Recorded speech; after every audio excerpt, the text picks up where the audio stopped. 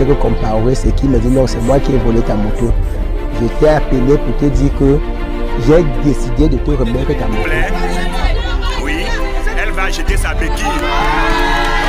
Elle a jeté la béquille. Oui, vous voyez,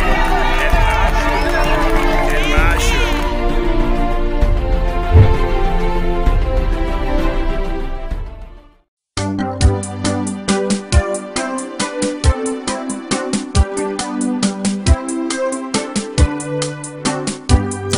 C'est du côté de Douala 5e, sous un ciel plutôt couvert au quartier Bipanda, au lieu dit Kifeurou, que nous déposons nos valises pour cet autre numéro de témoignage à la rencontre de cette fille de Dieu, originaire des hauts plateaux Bahames.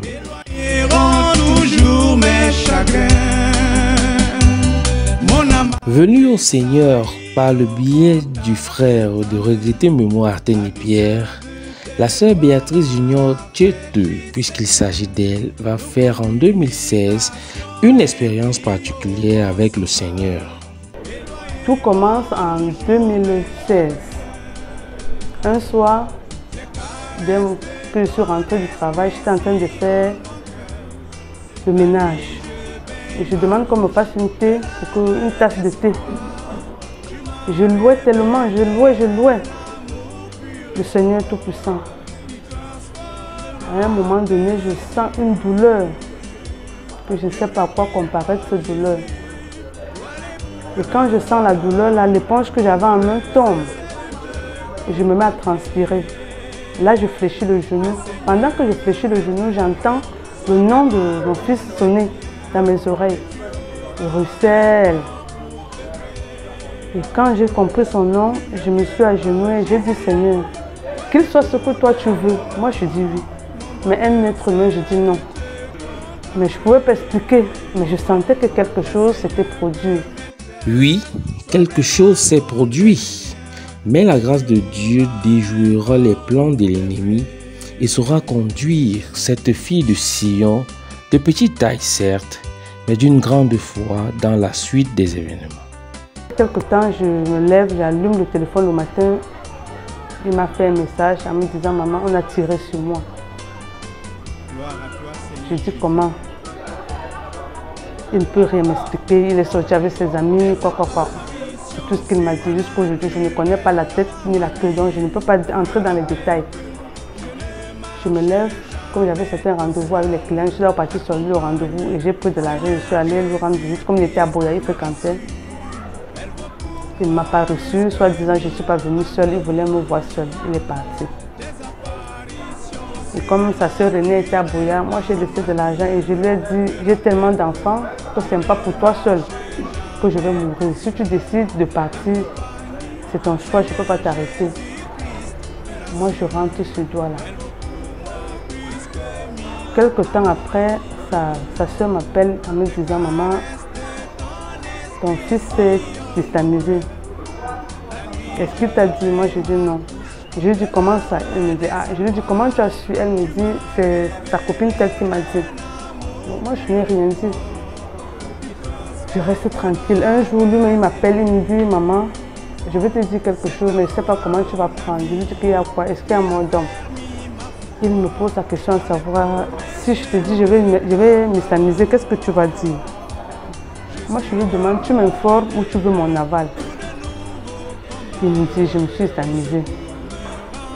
Je n'ai pas créé parce que quand lui, il a une situation, quand tu te mets à parler avec beaucoup d'autorité, de force, il se braque. Je suis restée tranquille. J'ai commencé à dire que, ok, si c'est ce que tu as opté, je m'aligne.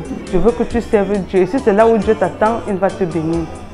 L'amour d'une mère répondra présent dans le cœur de la servante de Dieu. Et quand l'amour s'élance, la grâce surabonde.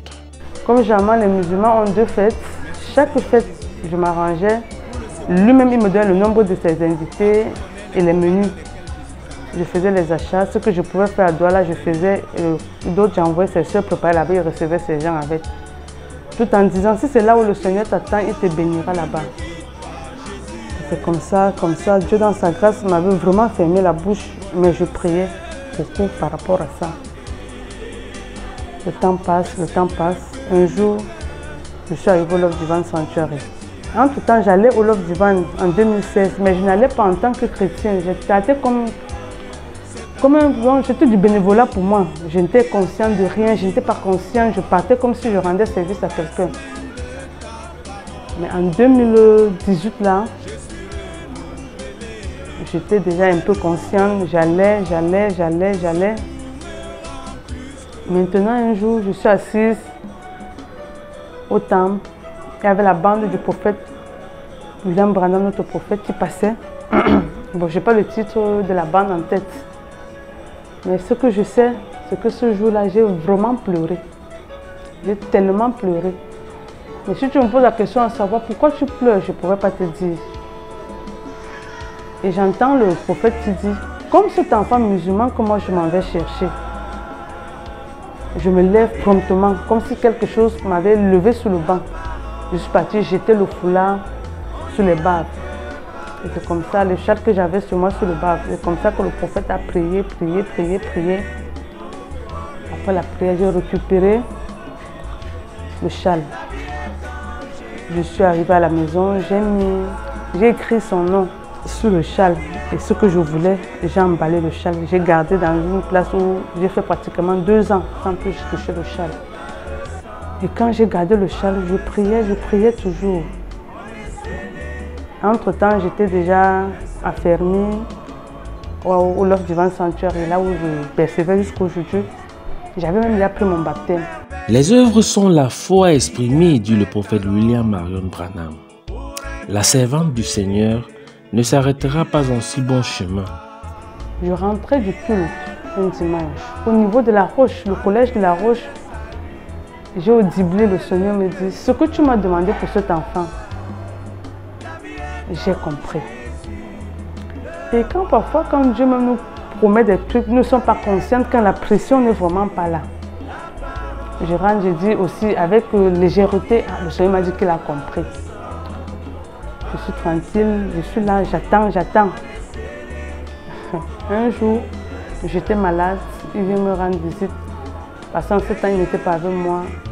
Il me dit, maman m'a dit que tu étais malade. Je dis oui, c'est pour ça que je suis encore restée alitée jusqu'à cette heure-ci.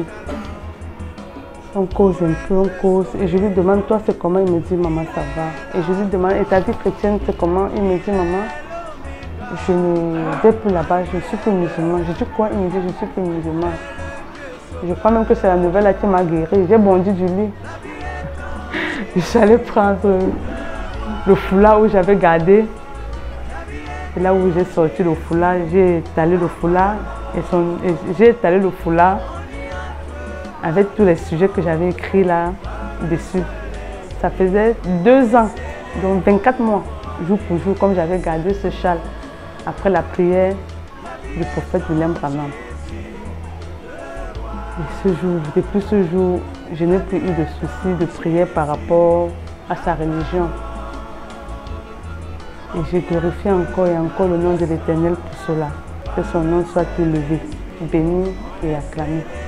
Cette victoire acquise 2 ans plus tard par la grâce de Dieu, d'autres défis tels des montagnes se dresseront face à la sœur Béatrice Junior Tchéteux, affectueusement appelée Maman Ju, mais c'est toujours le regard tourné vers Jésus que viendra sa délivrance.